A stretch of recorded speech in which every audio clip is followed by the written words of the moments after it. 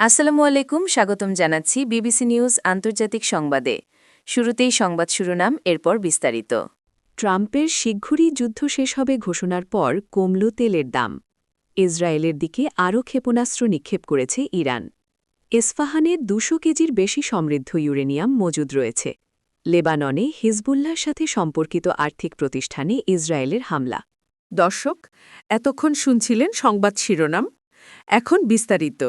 আপনি যদি ইসরায়েলের ধ্বংস চান এবং মুসলিমদের পাশে থাকেন, তাহলে ভিডিওতে লাইক করে চ্যানেলটি অবশ্যই সাবস্ক্রাইব করে দিবেন এবং আপনার মূল্যবান মতামত অবশ্যই কমেন্টে লিখে জানিয়ে দিবেন।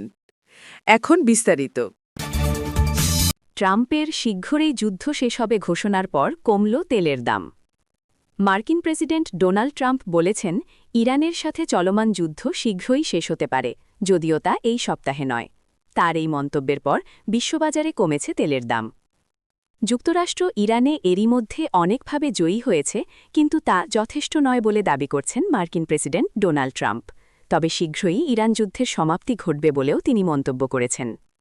বেশ কয়েকটি সংবাদমাধ্যমকে সাক্ষাৎকার দেয়া থেকে শুরু করে রিপাবলিকান সম্মেলনে বক্তৃতা দেয়া এবং আনুষ্ঠানিক প্রেস ব্রিফিং, সবখানেই ইরানকে নিয়ে মন্তব্য করতে ব্যস্ত ছিলেন যুক্তরাষ্ট্রের প্রেসিডেন্ট ডোনাল্ড ট্রাম্প। এ পর্যন্ত ট্রাম্প অপারেশন এপিক ফিউরি বা ইরান অভিযান নিয়ে তার পরিকল্পনা সম্পর্কে তেমন বিশদ কিছু জানাননি। তবে সামরিক দৃষ্টিকোণ থেকে পরিস্থিতির অগ্রগতিতে তিনি স্পষ্টতই সন্তুষ্ট।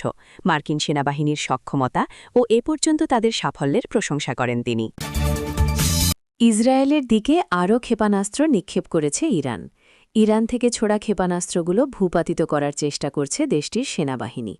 ইসরায়েলি প্রতিরক্ষা বাহিনী আইডিএফ জানিয়েছে, ইসরায়েলের দিকে আরও ক্ষেপণাস্ত্র ছুড়েছে ইরান।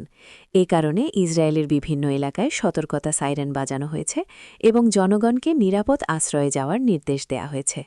ইরান থেকে ছোড়া ক্ষেপণাস্ত্রগুলো ভূপাতিত করার চেষ্টা করছে দেশটির সেনাবাহিনী। ইস্পাহানে ২০০ কেজির বেশি সমৃদ্ধ ইউরেনিয়াম মজুদ রয়েছে। গত বছরের ১২ দিনের যুদ্ধে যুক্তরাষ্ট্র ইরানের প্রধান পারমাণবিক স্থাপনাগুলোকে লক্ষ্য করে হামলা চালায়। ইন্টারন্যাশনাল অ্যাটমিক এনার্জির আইএই-এর মহাপরিচালক রাফায়েল গ্রোসি বলেছেন, আমরা বিশ্বাস করি যে ২০০ কেজিরও বেশি, অন্তত ৬০% সমৃদ্ধ ইউরেনিয়াম মজুদ আছে ইরানের ইস্পাহানে। বার্তা সংস্থা রয়টার্সের খবরে বলা হয়েছে, গ্রোসি বলছেন যে আইএই মনে করছে ইউরেনিয়াম এখনও সেখানেই আছে, অন্য কোথাও সরানো হয়নি।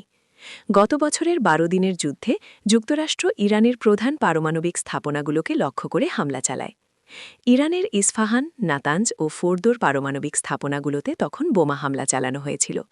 এরপর থেকেই আইএই ধারাবাহিকভাবে হামলার শিকার হওয়া স্থাপনাগুলো পরিদর্শনের আহ্বান জানিয়ে আসছে এবং জানতে চাচ্ছে সেখানে থাকা সমৃদ্ধ ইউরেনিয়াম এখন কোথায় ও কী অবস্থায় আছে। তবে ইরান বলছে যে পারমাণবিক স্থাপনাগুলো বোমা হামলার শিকার হয়েছে, সেগুলো পরিদর্শনের জন্য আন্তর্জাতিক কোনো পরিষ্কার নিয়ম নেই। লেবাননে হিজবুল্লাহর সাথে সম্পর্কিত আর্থিক প্রতিষ্ঠানে ইসরায়েলের হামলা। স্থানীয় সময় দুপুর নাগাদ বৈরুতের এই প্রতিষ্ঠানের অন্তত ৩টি শাখা লক্ষ্য করে হামলা করা হয়েছে। মধ্যপ্রাচ্যে চলমান এই সংঘাতের মাঝে লেবাননে হামলার মাত্রা বাড়িয়েই যাচ্ছে ইসরায়েল। তারা আজ লেবাননের রাজধানী বৈরুত জুড়ে আল কার্দ আল হাসান নামক একটি আর্থিক প্রতিষ্ঠানের কয়েকটি শাখায় হামলা চালিয়েছে। স্থানীয় সময় দুপুর নাগাদ বৈরুতের এই প্রতিষ্ঠানের অন্তত ৩টি শাখা লক্ষ্য করে হামলা করা হয়েছে। এর আগে ইসরায়েল সতর্ক করে বলেছিল, এই আর্থিক প্রতিষ্ঠানকে তারা প্রতিরোধমূলকভাবে লক্ষ্যবস্তু করেছে, কারণ এটি লেবাননের সশস্ত্র গোষ্ঠী হিজবুল্লাহর সামরিক কর্মকাণ্ডে অর্থায়ন করে। হিজবুল্লাহ এই প্রতিষ্ঠানকে ব্যাংক হিসেবে বর্ণনা করে। এই গোষ্ঠীটি বলছে, এই ব্যাংকটি লেবানন জুড়ে বিভিন্ন ব্যবসা প্রতিষ্ঠান ও গ্রাহকদের আর্থিক সেবা দিয়ে থাকে।